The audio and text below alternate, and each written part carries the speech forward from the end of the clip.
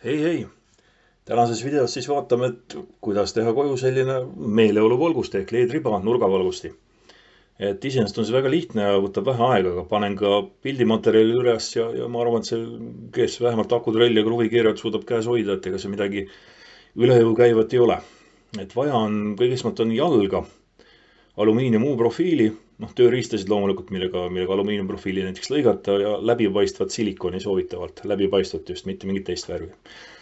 Ja iseenesest mina kasutasin jalgadeks kahte riiulikandurit, suuremat ja väiksemat.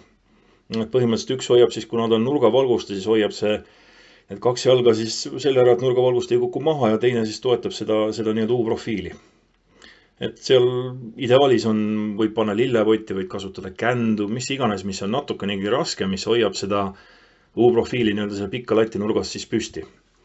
Ja ega muud pole, et paned selle nii-öelda konstruktsiooni kokku, nagu piltidel on näha, ükskõik on ta siis riiulikandur, on need muud asjad, alumiiniumprofiili lõikad soovituspikkusesse ja pärast siis võtad oma selle LED-riba, mille saad poest osta, selle lõikad parajaks pikkuseks niimoodi, et ta mahuks sinna U-profiili sisse ilusti ära, paned ta siis nii-öelda silikoniga ilusti sinna kinni, et U-profiili põhja silikoni, siis LED selle riba nii-öelda sinna U-profiili sisse ja las ta seal siis kuivab ja kui on ära kuivanud, saab püsti tõsta ja vaadata, mis sealt siis välja tuli.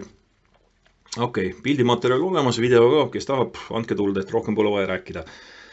Aga kes tahab natuke rohkem kuulata, et siis ma ütleks paar asja, mis on äkki kasulikud selle projekti juures, et näiteks mina valisin õue LED-riba.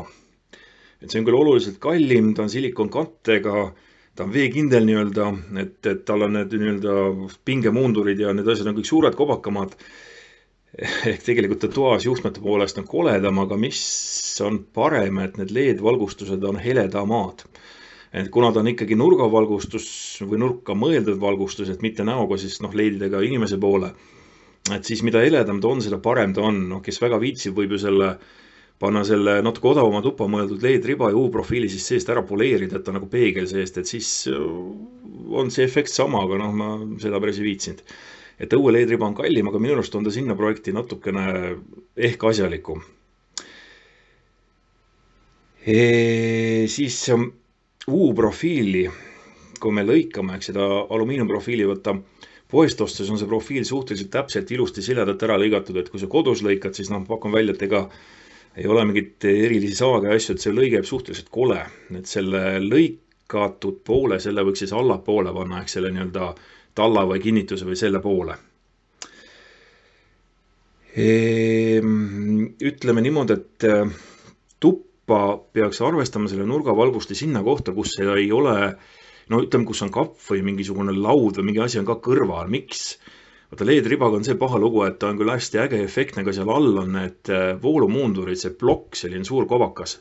Ja siis on, kui meil on veel valgust muutev või värvi muutev LED-riba, et seal on saat ja antenn ja need asjad ka juures, mis siis nagu nii-öelda lubavad selle värvi muuta nii-öelda puldi kaudu kaugelt kuskilt. Et need on kõik suhteliselt suured. Et kui sa mõtled, et mul on toa nurk tühi ja ma panen ta sinna tuppa nurka püsti ja kõik on väga ilus, ei ole, sest kuskil tuleb need plokid ja need juhtmed ja need asjad kõik ära peita. Et see on selline asi, mille peale võiks ka mõelda. Teine asi, see on puhtalt soovituslik, ma ei tea, kes tahab, see teeb, kes mitte, et kui sa paned selle LED-riba kõrgust nagu lõikad välja, siis ole ja vaata, kas sul on toas äkki teleka kõrgus, samal kõrgus või kapi kõrgus, et ei tekiks seda, et sul on kapp natuke kõrgemal kui LED-riba, see nii-öelda ülemine ots ja telekas natuke madalam, et ta loob mingisuguse ühe dimensiooni juurde.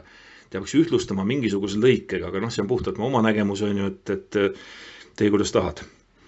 Ja viimane asi on ka, et LED-riba on võimalik lõigata, aga seda tuleb lõigata õige koha pealt, et kui sa keerad LED-riba teistpidi, tagurpidi, seal on väiksed käärimärged, pilt on ka olemas selle kohta siin videos, et ta tuleks lõigata sealt, kus on see kääri koht, selleks, et mitte rikkuda seda nii-öelda siis skeemi sealt, et sul ei ole niimoodi, et viimased näiteks reeglina lõikekohad on kuskil 10 sentimeetri tagant. Ja kui sa lõikad valest kohast, siis see viimane 5 või 6 senti, mis on sealt valest kohast lõigatud, see lihtsalt ei põle sul.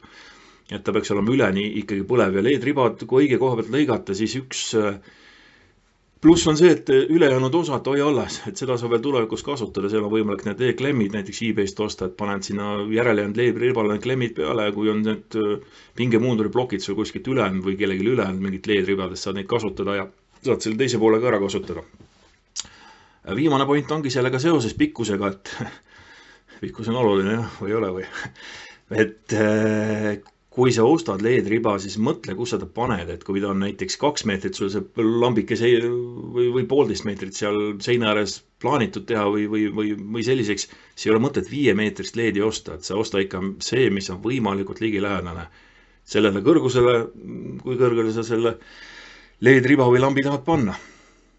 Ega muud ei ole, head pealehakkamist ja ma loodan, et äkki saab kunagi mingid järgmised sellist ägedad videod, ma ei tea, kas ägedad või mitte, aga ikka veel teha ja YouTube'i panna. Aga edu!